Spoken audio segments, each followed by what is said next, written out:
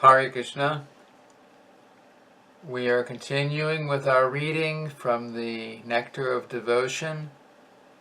The Nectar of Devotion was written by His Divine Grace, A.C. Bhaktivedanta Swami Prabhupada. It was published by the Bhaktivedanta Book Trust. We are now starting chapter 22, entitled Qualities of Krishna Further Explained. Number 31, Heroic. A person who is very enthusiastic in military activities and expert in releasing different kinds of weapons is called heroic. Regarding Krishna's heroism in fighting, there is the following statement, quote, "My dear killer of the enemy, just as the elephant, while taking bath in the lake, destroys all the lotus stems within the water by swinging its trunk, so simply by moving your arms, which are compared to the trunks of elephants, you have killed so many lotus-like enemies." End quote.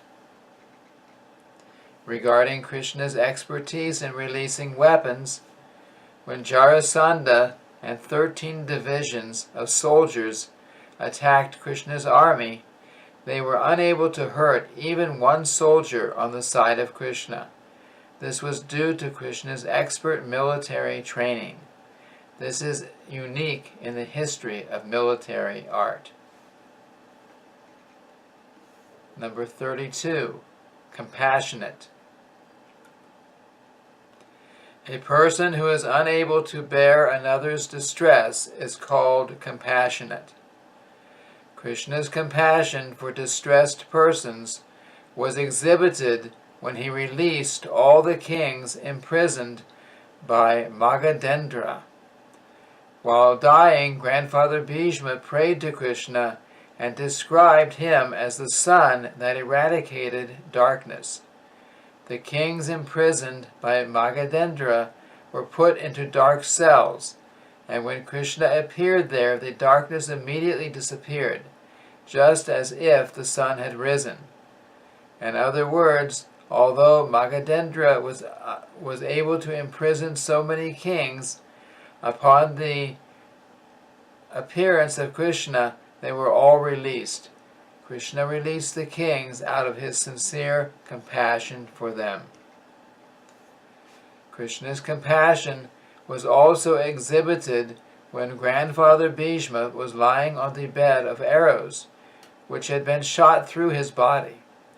While lying in this position, Bhishma was very anxious to see Krishna, and thus Krishna appeared there. Upon seeing the pitiable condition of Bhishma, Krishna began speaking with tears in his eyes. Not only was he shedding tears, but he also forgot himself in his compassion. Therefore, instead of offering obeisances to Krishna directly, devotees offer obeisances to his compassionate nature. Actually, because Krishna is the Supreme Personality of Godhead, it is very difficult to approach him. But the devotees, taking advantage of his compassionate nature, which is represented as Radharani, always pray to Radharani for Krishna's compassion. Number 33, Respectful. A person who shows adequate respect to a spiritual master, a brahmana, and an old person is to be understood as being respectful. When superior persons assembled before Krishna, Krishna first of all offered respect to his spiritual master, then to his father, and then to his elder brother, Balaram.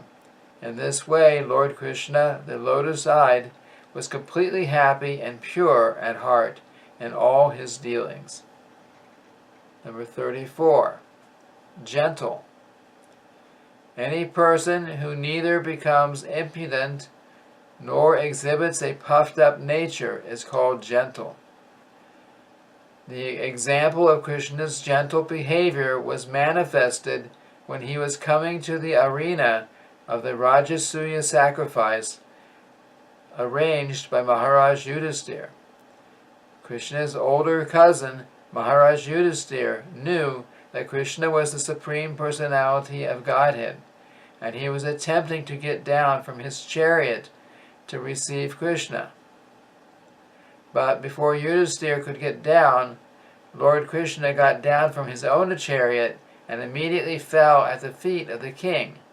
Even though Krishna is the Supreme Personality of Godhead, he never forgets to show social etiquette in his dealings. Number 35. Liberal.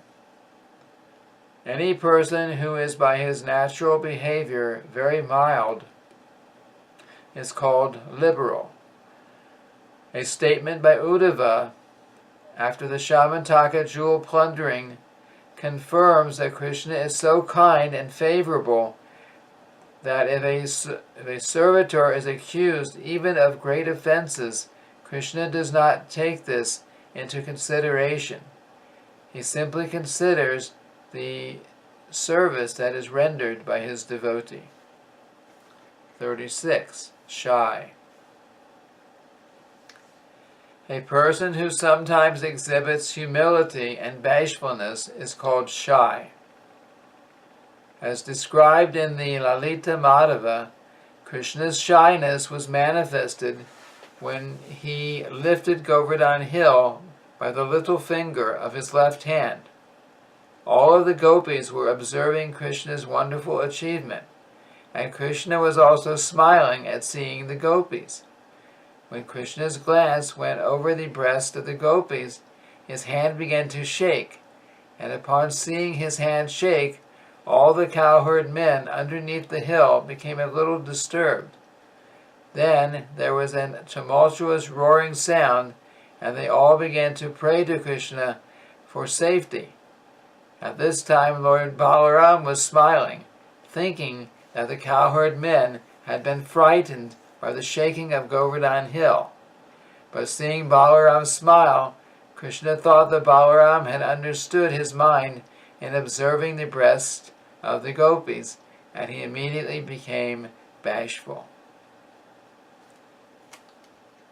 37. Protector of surrendered souls. Krishna is the protector of all surrendered souls. Some enemy of Krishna's was enlivened with the thought that he needn't fear Krishna, because if he simply surrendered unto him, Krishna would give him all protection. Krishna is sometimes compared to the moon, which does not hesitate to distribute its soothing rays even on the houses of the Chandalas and other untouchables. 38. Happy. Any person who is always joyful and untouched by any distress is called happy. As far as Krishna's enjoyment is concerned, it is stated that the ornaments that decorated the bodies of Krishna and his queens were beyond the dreams of Kuvera, the treasurer of the heavenly kingdom. The constant dancing before the doors of Krishna's palaces was not to be imagined even by the demigods in the heavenly kingdom. In the heavenly kingdom, Indra always sees the dancing of the society girls, but even Indra could not imagine how beautiful were the dances being performed at the gates of Krishna's palaces. Gauri means white woman, and Lord Shiva's wife is called Gauri. The beautiful women residing within the palaces of Krishna were so much whiter than Gauri that they were compared to the moonshine, and they were constantly visible to Krishna. Therefore no one can be enjoying more than Krishna. The conception of enjoyment is beautiful women, ornaments, and riches. And all of these were fabulously present in the palaces of Krishna, defeating even the imagination of Kuvera, Lord Indra, or Lord Shiva. Not even a slight distress can touch Krishna. Once some of the gopis went to the place where the Brahmanas were performing sacrifice and said, "Dear wives of the Brahmanas, you must know that not even a slight smell of distress can touch Krishna. He knows no loss, he knows no defamation, he has no fear, he has no anxiety, and he does not know calamity. He is simply encircled by the dancers of Vraja and is enjoying their company in the rasa dance." End quote. It is 39. Well-wisher of his devotees. It is said of Krishna's devotees that if they offer even a little water or tulasi leaf in devotion to Lord Vishnu is so kind that he will sell himself to them. Krishna's favoritism towards his devotees was exhibited in his fight with Bhishma.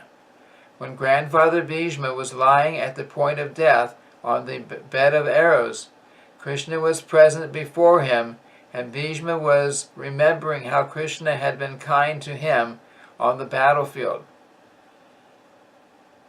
Krishna had promised that in the battle of Kurukshetra he would not even touch a weapon to help the other side. He would remain neutral. Although Krishna was Arjuna's charioteer, he had promised that he would not help Arjuna by using any weapons. But one day Bhishma, in order to nullify Krishna's promise, exhibited his fighting spirit so magnificently against Arjuna that Krishna was obliged to get down from his chariot, take up a broken chariot wheel, and run toward grandfather Bhishma as a lion runs toward an elephant to kill it. Grandfather Bhishma remembered this scene, and he later on praised Krishna for his glorious favoritism toward his devotee Arjuna, even at the risk of breaking his own promise. Number 40. Controlled by love. Krishna becomes obliged to the loving spirit of the devotee, and not exactly to the service rendered. No one can serve Krishna completely. He is so complete and self-sufficient that he has no need of any service from the devotee. It is the devotee's attitude of love and affection for Krishna that makes him obliged. A very nice example of this obligatory behavior was manifested when Sudama Vipra went to Krishna's palace. Sudama Vipra had been a class friend of Krishna's, and due to his poverty, he was induced by his wife to see Krishna to request some aid. When Sudama Vipra reached Krishna's palace, Krishna received him very well, and both he and his wife washed the feet of Sudama Vipra, showing respect to the Brahmana. Remembering his loving affairs with Sudama in their childhood, Krishna began to shed tears while receiving him. Another instance of Krishna's obligation to his devotee is described in the 10th canto, 9th chapter, verse 18 of Srimad Bhagavatam, where Shukadeva Goswami tells King Parikshit, quote, "My dear king, when Mother Yashoda was perspiring, tired of trying to bind Krishna with rope, Krishna agreed to allow her to bind him." End quote. Krishna as a child was disturbing his mother by his naughty activities, and she wanted to bind him up. Mother Yashoda brought some ropes from the house and tried to tie up the child, but she could not tie a knot due to the shortness of the rope. She tied together many ropes, but when she finished Still, the rope was too short. After a while, she felt very tired and began to perspire. At that time, Krishna agreed to be bound up by his mother. In other words, no one can bind Krishna by any means other than love. He is bound only by obligation to his devotees because of their ecstatic love for him.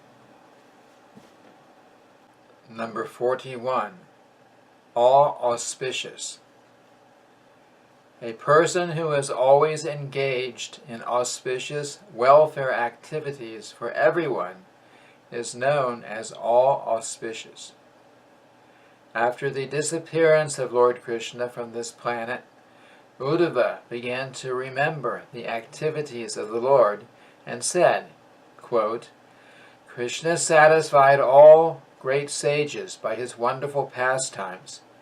He demolished all of the demoniac activities of the cruel royal order, protected all pious men, and killed all cruel fighters on the battlefield. Therefore he is all auspicious for all men. End quote. Number 42. Most powerful. A person who can always put his enemy into calamities is called powerful. When Krishna was present on this planet, just as the powerful sun drives all darkness to take shelter in caves, he drove away all of his enemies who fled like owls to take shelter beyond his sight. 43. All famous. A person who becomes well known due to his spotless character is called famous. It is stated that the diffusion of Krishna's fame is like the moonshine, which turns darkness into light. In other words, if Krishna consciousness is preached all over the world, the darkness of ignorance and the anxiety of material existence will turn into the whiteness of purity, peacefulness, and prosperity.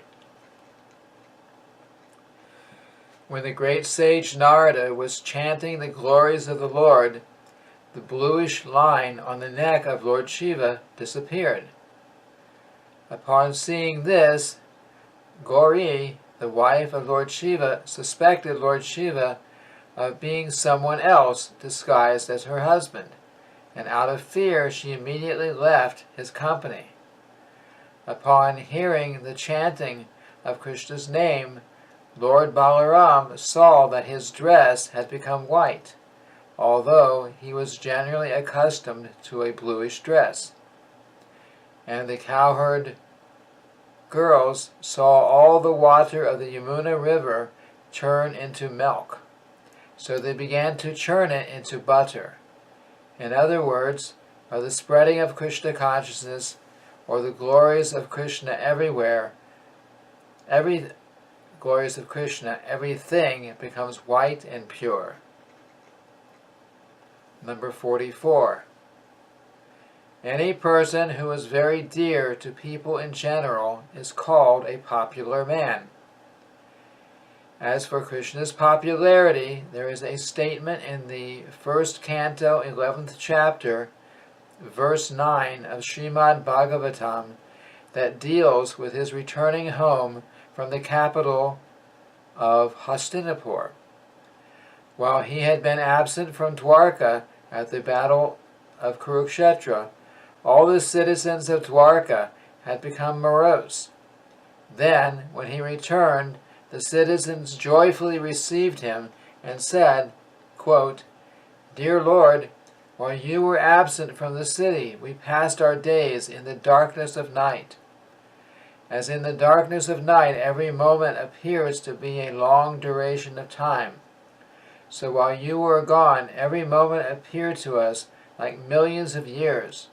Your separation is completely unbearable to us. End quote. This statement shows how popular Krishna was all over the country. A similar incident occurred when Krishna entered the arena of sacrifice arranged by King Kamsa for his death. As soon as he entered the place, all the sages began to cry, "Jai, Jai, Jai," which means victory. Krishna was a boy at the time, and all the sages offered their respectful blessings to him. The demigods who were present also began to offer beautiful prayers to Krishna, and the ladies and girls present expressed their joy from all corners of the arena. In other words, there was no one in that particular place with whom Krishna was not very popular. Number 45. Partial to devotees. Although Krishna is the Supreme Personality of Godhead, and is therefore not partial to anyone, it is stated in the Bhagavad Gita that he has special attraction for a devotee who worships his name in love and affection. When Krishna was on this planet, one devotee expressed his feeling in this way, quote, "My dear Lord, if you had not appeared on this planet, then the asuras, demons, and the atheists would have surely created havoc against the activities of the devotees. I cannot imagine the magnitude of such devastation prevented by your presence." End quote. From the very beginning of his appearance, Krishna was the greatest enemy of all demoniac persons, although Krishna's enmity toward the demons is actually comparable to his friendship with the devotees. This is because any demon who is killed by Krishna receives immediate salvation. Number 46. Very attractive to all women. Any person who has special qualifications becomes immediately very attractive to women. A devotee made the following statement about the queens of Dwarka, quote, "How shall I describe the glories of the queens of Dwarka, who were personally engaged in the service of the Lord? The Lord is so great that simply by chanting his name, all the great sages like Narada can enjoy transcendental bliss. So what can be said about those queens who were at every moment seeing the Lord and serving him personally?"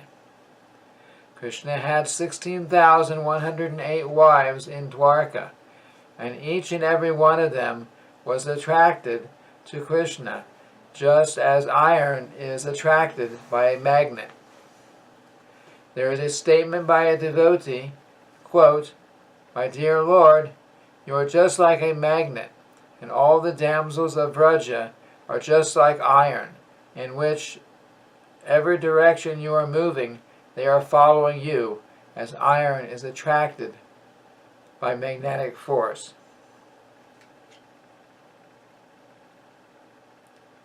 Number 47. All worshipable.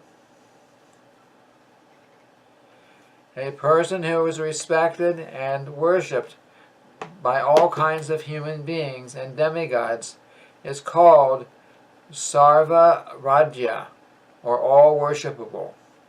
Krishna is worshipped not only by all living entities, including the great demigods like Lord Shiva and Lord Brahma, but also by Vishnu expansions, forms of Godhead, such as Baladev and Shesha. Baladev is a direct expansion of Krishna, but he still accepts Krishna as worshipable.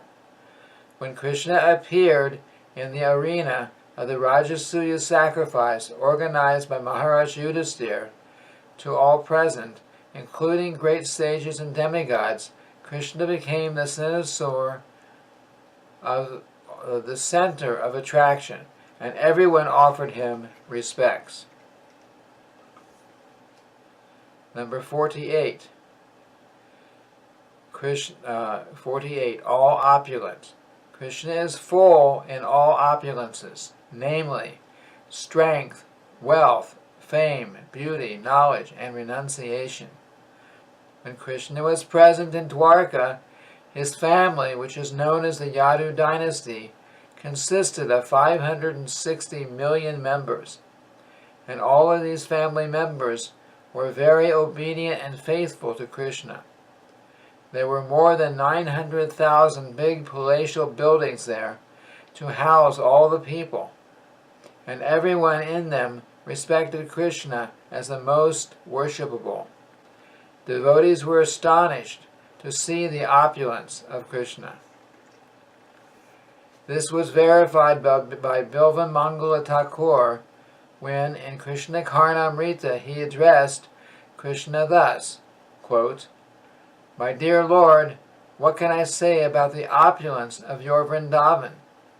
Simply the ornaments on the legs of the damsels of Vrindavan are more than Chintamani, and their dresses are as good as the heavenly Parijata flowers. And the cows exactly resemble the Surabhi cows in the transcendental abode.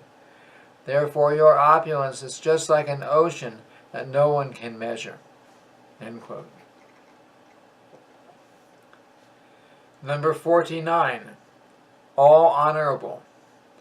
A person who is chief among all important persons is called all honorable. When Krishna was living in Dwarka, demigods like Lord Shiva, Lord Brahma, Indra, the King of Heaven, and many others used to come to visit him. The doorkeeper, who had to manage the entrance of all these demigods, one very busy day said, quote, "My dear Lord Brahma and Lord Shiva, please sit down on this bench and wait. My dear Indra, please desist from reading your prayers. This is creating a disturbance. Please wait silently. My dear Varuna, please go away. And my dear demigods, do not waste your time uselessly. Krishna is very busy. He cannot see you." End quote. Number 50. The Supreme Controller.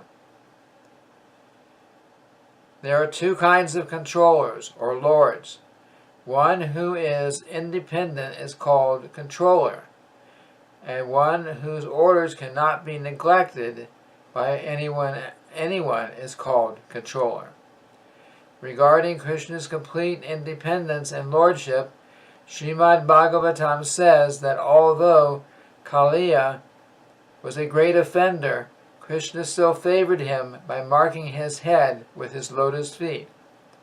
Whereas Lord Brahma, although having prayed to Krishna with so many wonderful verses, still could not attract him. The contradictory treatment by Krishna is just befitting his position, because in all the Vedic literature he is described as the complete independent.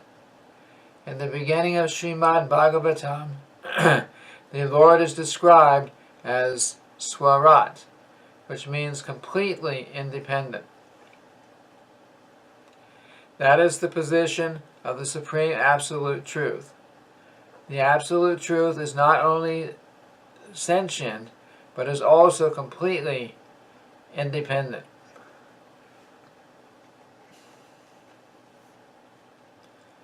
As for Krishna's orders not being neglected by anyone, in Srimad Bhagavatam, 3rd Canto, 2nd chapter, verse 21, Uddhava tells Vidura, quote, "Lord Krishna is the master of the three modes of material nature. He is the enjoyer of all opulences, and therefore there is no one equal to or greater than him." End quote. All the great kings and emperors used to come before him, offer their gifts, and pay obeisances with their helmets at the feet of the Lord. One devotee said, quote, "My dear Krishna, when you order Brahma, quote, now you may create the universe," end quote, And when you order Lord Shiva, now you may dissolve the material manifestation, end quote. You are in this way creating and dissolving the material creation yourself. Simply by your orders and by your partial representation of Vishnu, you are maintaining the universes. In this way, O Krishna, O enemy of Kamsa, there are so many Brahmas and Shivas who are carrying out your orders. End quote. 51. Changeless. Krishna does not change his constitutional position, not even when he appears in this material world. Ordinary living entities have their constitutional spiritual positions covered. They appear in different bodies and under different bodily concepts of life. They appear in different bodies and under different bodily concepts of life they act. But Krishna does not change his body. He appears in his own body and is therefore not affected by the modes of material nature. In the first canto, 11th chapter, verse 38 of Srimad Bhagavatam, it is stated that the special prerogative of the Supreme Controller is that he is not at all affected by the modes of nature. The particular example of this is that devotees who are under the protection of the Lord and under the protection of the Lord are also not affected by the material nature. To overcome the influence of the material nature is very difficult, but the devotees or the saintly persons who are under the protection of the Lord are not affected. So what need is there to speak of the Lord himself? To be more clear, although the Lord sometimes appears in the material world, he has nothing to do with the modes of material nature, and he acts with full independence in his transcendental position. This is a special quality of the Lord. Number 52. All cognizant.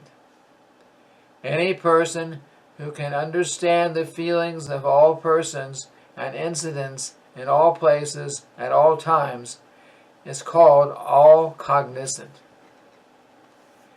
A nice example of the all cognizant quality of the Lord is described in the Srimad Bhagavatam, 1st canto, 15th chapter, verse 11, in connection with Durvasa Muni's visit to the house of the Pandavas in the forest.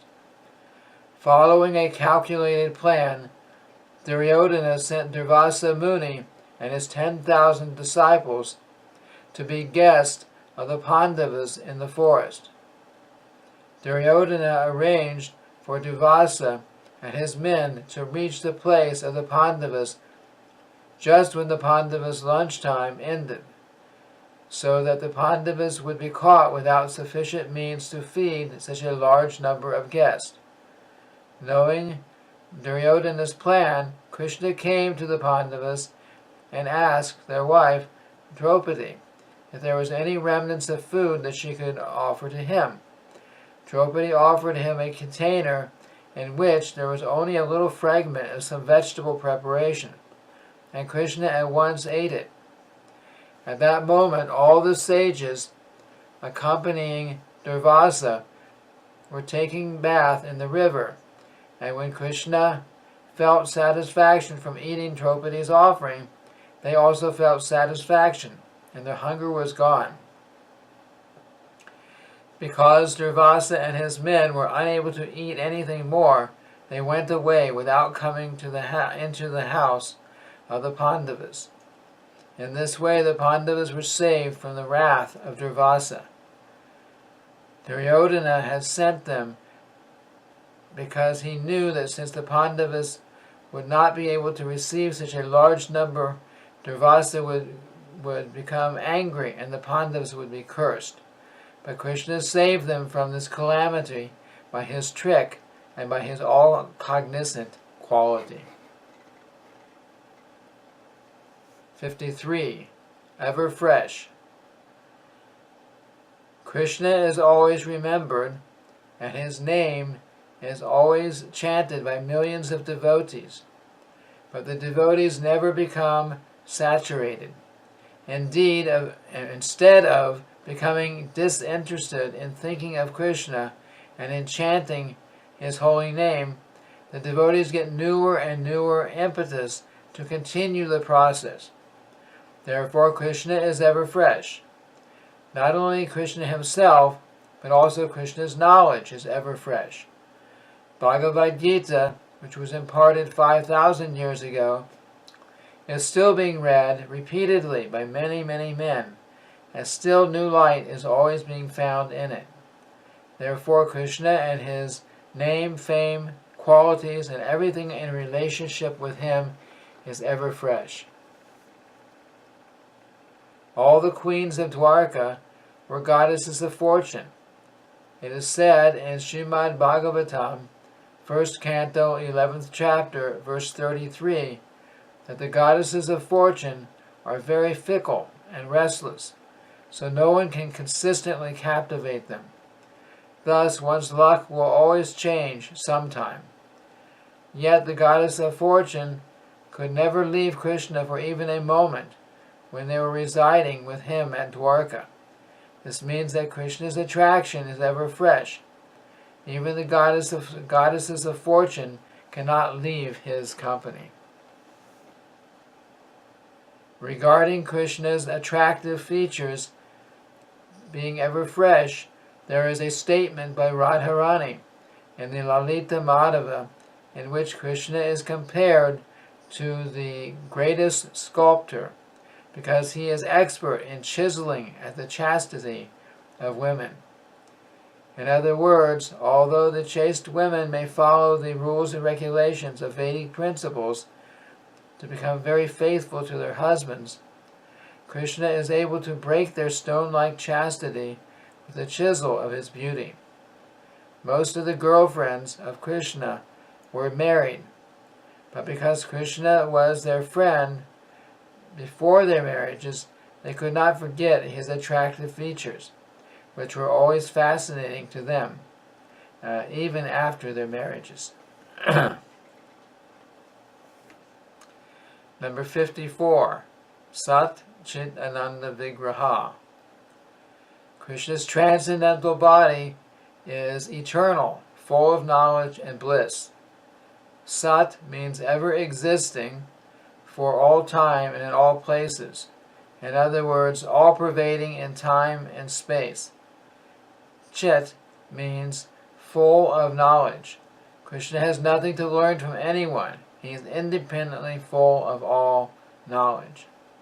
Ananda means the reservoir of all pleasure. The impersonalists are seeking to merge into the Brahman effulgence of eternity and knowledge. But the major portion of the absolute pleasure which is in Krishna is avoided by them. One can enjoy the transcendental blissfulness of merging into the Brahman effulgence after being freed from the contamination of material illusion, false identification, attachment, detachment, and material absorption. These are the preliminary qualifications of a person who can realize Brahman. It is stated in the Bhagavad Gita that one has to become full of joyfulness. This is not exactly joyfulness, but a sense of freedom from all anxieties. Freedom from all anxieties may be the first principle of joyfulness, but it is not actual joyfulness. Those who realize the self or become Brahmabhuta are only preparing themselves for the platform of joyfulness. That joyfulness can actually be achieved only when one comes in contact with Krishna. Krishna consciousness is so complete that it includes the transcendental pleasure derived from impersonal or Brahman realization. Even the impersonalist will become attracted to the personal form of Krishna, known as Shyamasundar.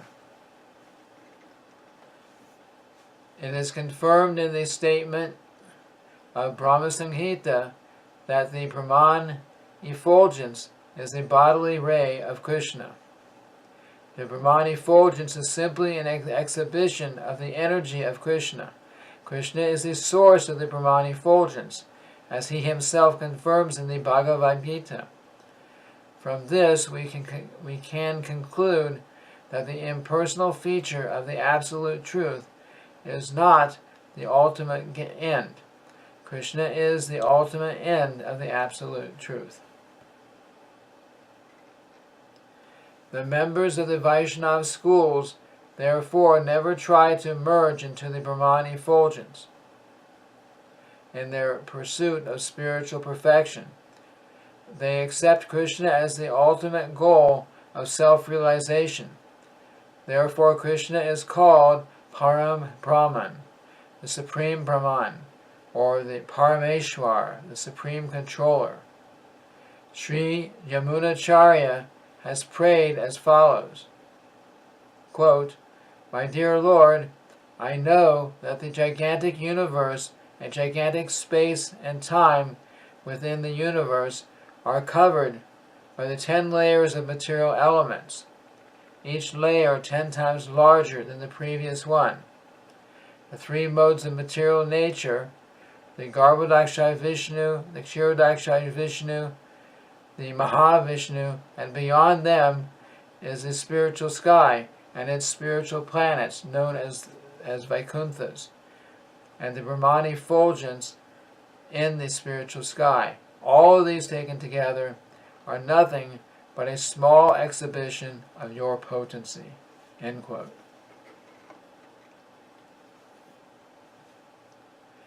55. Possessing all mystic perfections. There are many standards of perfection. The highest material perfections obtained by perfect yogis are listed as 8. To become the smallest of the small, to become the greatest of the great, etc. All of these material perfections, as well as all spiritual perfections, can be found fully in Krishna's personality. 56. Krishna's inconceivable potencies. Krishna is present everywhere, not only within the universe, not only within the hearts of all living entities, but also within every atom. In the prayers of Queen Kunti, we find mention of this inconceivable potency of Krishna. While Krishna was talking with Kunti, he simultaneously entered the womb of Uttara, who was in danger due to the atomic weapon of Ashvatthama. Krishna can illusion even Lord Brahma and Lord Shiva, and he can protect all surrendered devotees from the reactions of sinful activities. These are some of the examples of his inconceivable potencies. Srila Rupa Goswami therefore offers his obeisances unto Krishna by saying, quote, "Krishna, who is present as a human being, has as his mere shadow the whole material nature. He has expanded himself into so many cows, calves, and cowherd boys. And he has again manifested himself in all of them as the four-handed Narayan. He has taught millions of Brahma's self-realization, and thus he is worshipable not only by the heads of all universes, but by everyone else also. Therefore, let me also accept him as the Supreme Personality of Godhead." End quote. When Indra was defeated by Krishna in the matter of taking the Parijata plant from heaven, Narada met Indra and criticized him. Quote, "O Indra, O great king of heaven, Krishna has already defeated Lord Brahma and Lord Shiva. So what can be said of an insignificant demigod like you?" End quote. Narada Muni, of course, was criticizing Indra jokingly, and Indra enjoyed it. In Narada's statement, it is confirmed that Krishna was able to illusion even Lord Brahma and Lord Shiva, as well as Indra. So there is no question of Krishna's power to do the same to lesser living entities. A description of Krishna's power in minimizing the suffering of sinful reactions is given in Brahma Samhita as follows. Quote, beginning from the great king of heaven down to the ant, everyone is undergoing the reactions of past deeds. But a devotee of Krishna is relieved from such reactions by the grace of Krishna. This was clearly proved when Krishna went to the place of Yamaraj, the Lord of Death, to reclaim the dead son of his teacher. Krishna's teacher had requested Krishna to bring back his dead son, and to do so Krishna went to the place of Yamaraj to claim that soul, who had been brought there by Yamaraj, and was being kept under his control. Krishna immediately ordered Yamaraj, quote, be benefited by my order and return that soul unto me, end quote. The purport of this incident is that even a person who is under the regulative principles of laws of nature, and who is therefore punishable by Yamaraj under these laws, can be granted complete immunity by the grace of Krishna. Krishna's inconceivable potencies have been described by Shukadeva Goswami as follows, quote, Krishna is bewildering my intelligence, because although he is unborn, he has appeared as the son of Nanda Maharaj. He is all-pervading, but still he is held on the lap of Yashoda. In spite of his being all-pervasive, he has become limited by the love of Yashoda. Although he has innumerable forms, still he is moving as one Krishna before his father and mother, Nanda and Yashoda.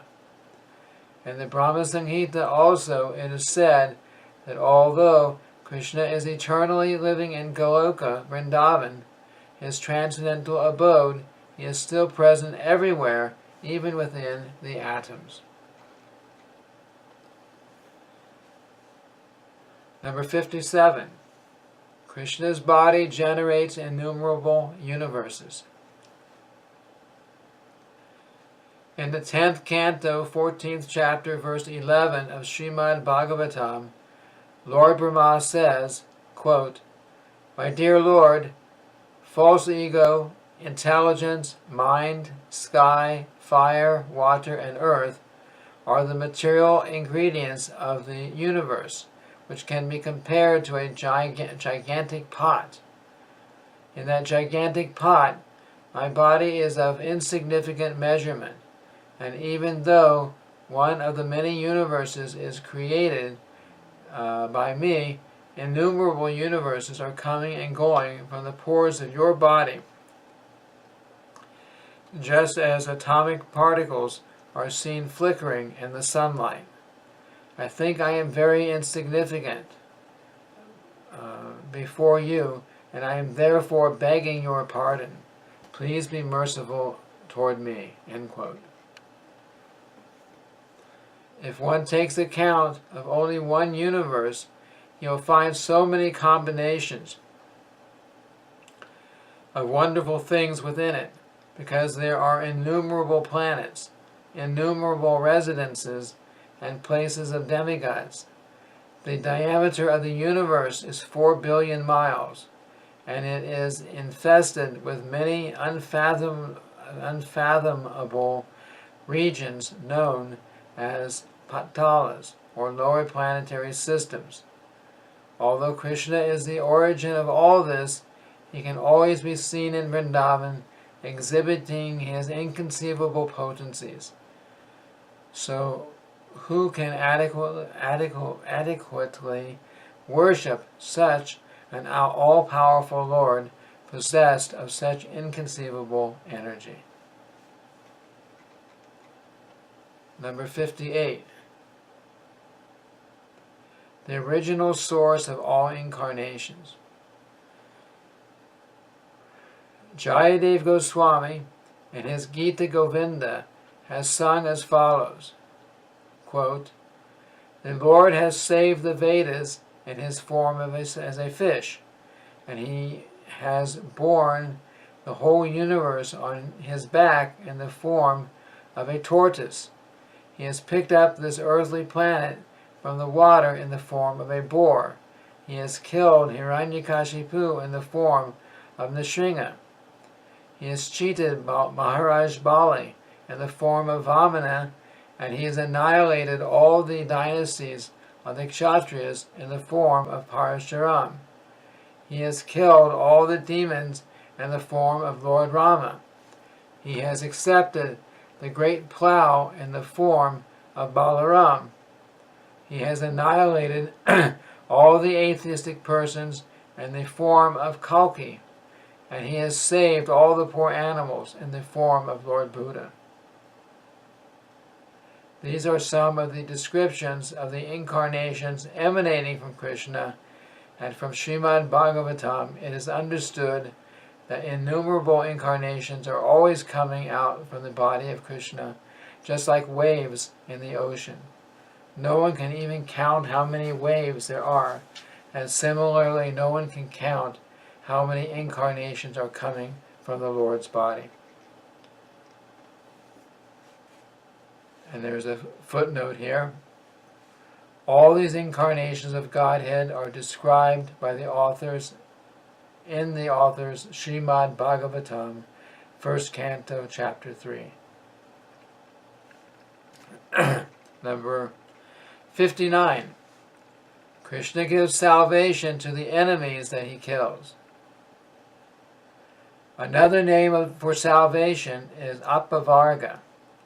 Apavarga is the opposite of Pavarga, or the various miserable conditions of material existence. The word Pavarga indicates the combination of 5 Sanskrit letters, Pa, Pa, Ba, Ba, and Ma. These letters are the first letters of the words for 5 different conditions as described below. The first letter, Pa, comes from the word Parabhava, which means defeat. In this material struggle for existence, we are simply meeting defeat. Actually, we have to conquer birth, death, disease, and old age. And because there's no possibility of overcoming all these miserable conditions due to the illusion of Maya, we are simply meeting with Parabhava, or defeat. The next letter, Pa, is taken from the word Pena. Pena is the foam which is found on the mouth when one is very tired, as is commonly observed with horses. The letter Ba comes from the word Banda, or bondage, and Ba is taken from the word Viti, or fearfulness.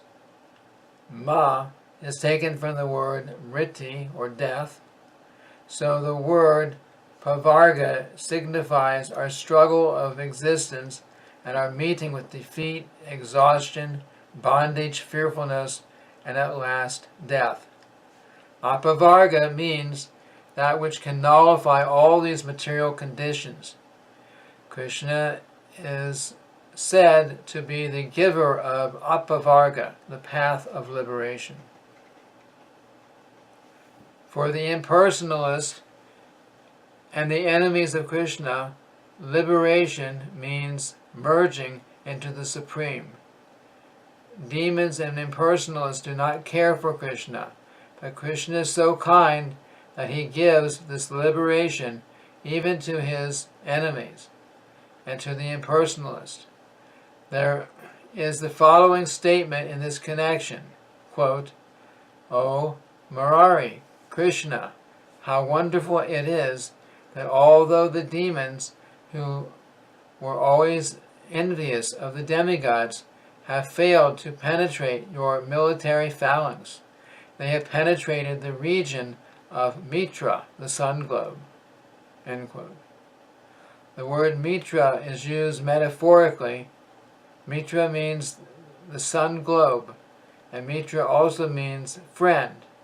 The demons who opposed Krishna as enemies wanted to penetrate his military phalanx, but instead of doing this, they died in the battle, and the result was that they penetrated the planet of Mitra, or the sun planet. In other words, they entered into the Brahman effulgence. The example of the sun planet is given here because the sun is ever illuminating, like the spiritual sky. Where there are innumerable illuminating Vaikuntha planets. The enemies of Krishna were killed, and instead of penetrating Krishna's phalanx, they entered into the friendly atmosphere of the spiritual effulgence. That is the mercy of Krishna, and therefore he is known as the deliverer of his enemies also. Number 60. There are many 60. The attractor of liberated souls. There are many examples of how Krishna attracted even great liberated souls like Shukadev Goswami and the Kumaras. In this connection, the following statement was given by the Kumaras, quote, "How wonderful it is that although we are completely liberated, free from desire, and situated at the stage of Paramahamsa, we are still aspiring to taste the pastimes of Radha and Krishna." End quote. 61. Performer of wonderful activities. In the Brihad Vamana Purana, the Lord says, quote, "Although I have many fascinating pastimes, whenever I think of the Rasa Leela, which I perform with the gopis, I become eager to have it again." End quote. One devotee has said, quote, "I know about Narayan, the husband of the goddess of fortune, and I also know about the many other incarnations of the Lord. Certainly, all the pastimes of such incarnations are exciting to my mind, but still the pastimes of the Rasa Leela, performed by Lord Krishna himself, are wonderfully increasing my transcendental pleasure." End quote. 62. Krishna is surrounded by loving devotees. When we speak of Krishna, Krishna is not alone. Krishna means his name, his qualities, his fame, his friends, his paraphernalia, his entourage. All of these are included. When we speak of a king, it is to be understood that he is surrounded by ministers, secretaries, military, commanders, and many others. Similarly, Krishna is not impersonal. In his Vrindavan Leela, especially, he is surrounded by the gopis, the cowherd boys, his father, his mother, and all the inhabitants of Vrindavan. In the 10th canto, 31st chapter, verse 15 of the Srimad Bhagavatam, the gopis lament, quote, "My dear Krishna, during the daytime when we go out into the forest of Vrindavan with your cows, we consider one moment to be 12 years, and it is very difficult for us to pass the time. And again, when you come back at the end of the day, by seeing your beautiful face, we are so much attracted that we are unable to stop looking upon you constantly. At these times, when there is occasional blinking of our eyelids, we condemn the Creator, Lord Brahma, as a dunce, because he does not know how to make the perfect eyes." End quote. In other words, the gopis were disturbed by the blinking of their eyes because for the moment that their eyes were closed, they could not see Krishna. This means that the gopis' love for Krishna was so great and ecstatic that they were disturbed by even his momentary absence. And when they saw Krishna, they were also disturbed. This is a paradox. One gopi expressing herself to Krishna says, quote, "When we meet you at night, we consider the duration of night to be very small. And why speak of only this night? Even if we had a night of Brahma, we would consider it a very short time. We get an end quote. We get an idea of Brahma's day from the following statement of Bhagavad Gita, chapter 8, verse 17.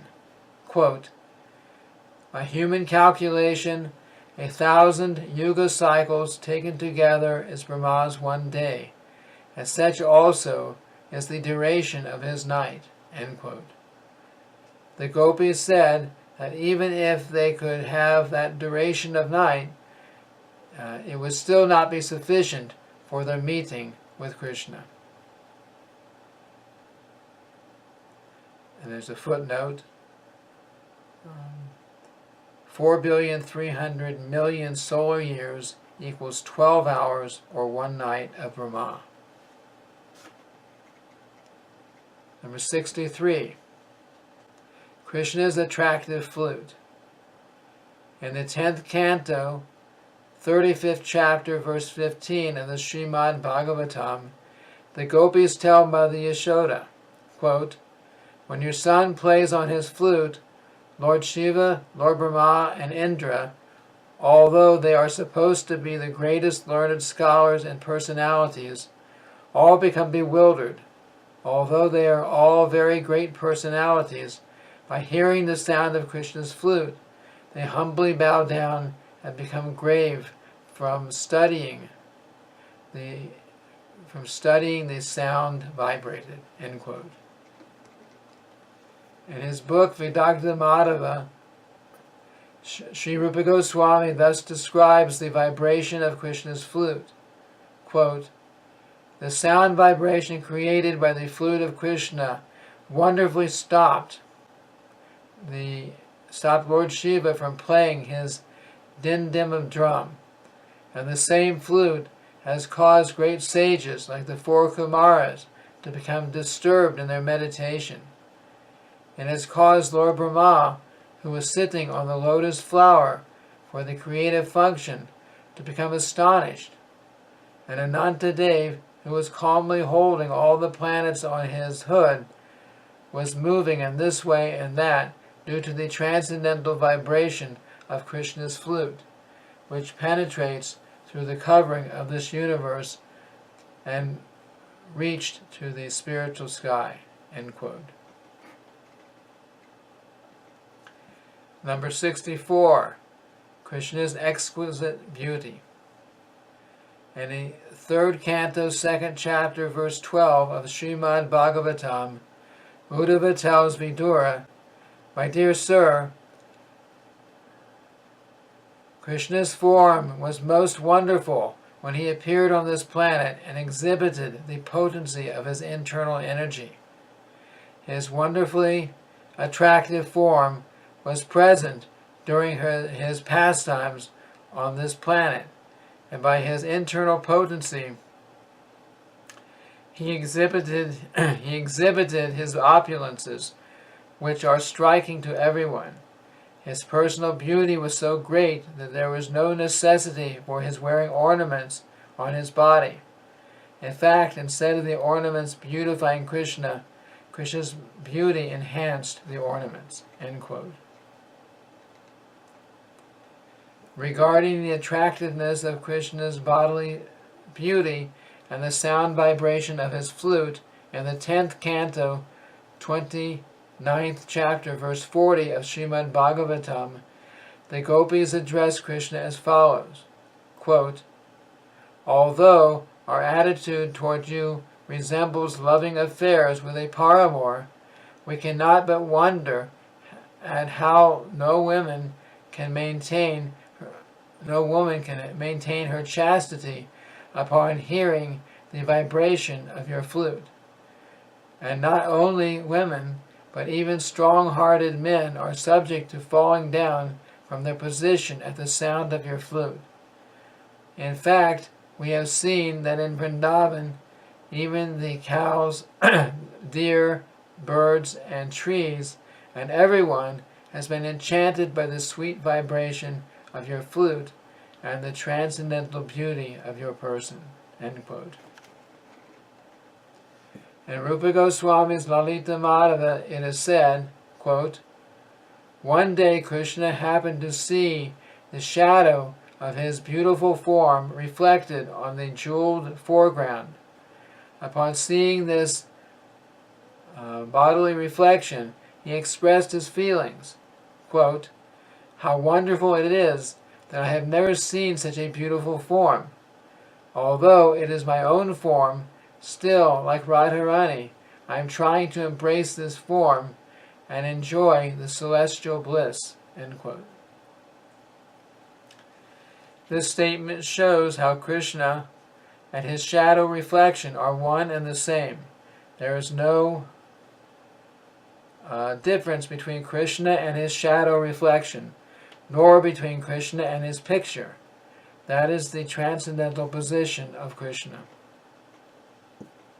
The above statements describe some of the wonderful reservoirs of pleasure within Krishna, as well as the transcendental qualities of his personality. The transcendental qualities of Krishna are compared to the ocean. No one can estimate the length and breadth of the ocean, but as one can understand the ocean's contents simply by testing one drop of it, so these statements will give us some understanding of Krishna's transcendental position and qualities.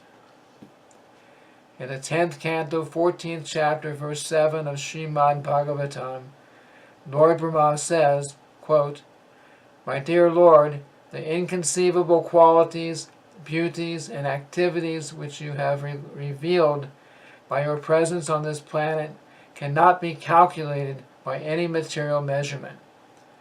If one even tries to imagine, quote-unquote, Krishna may be like this, that is also impossible.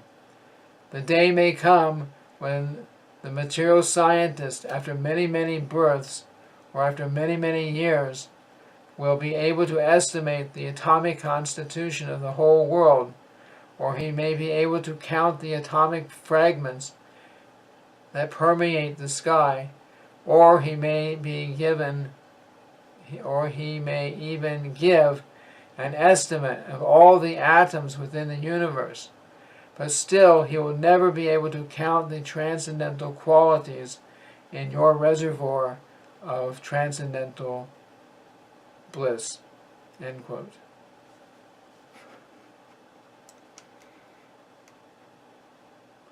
So this ends the reading of the chapter 22 of the Nectar of Devotion, entitled Qualities of Krishna Further Explained. Thank you very much. Hare Krishna.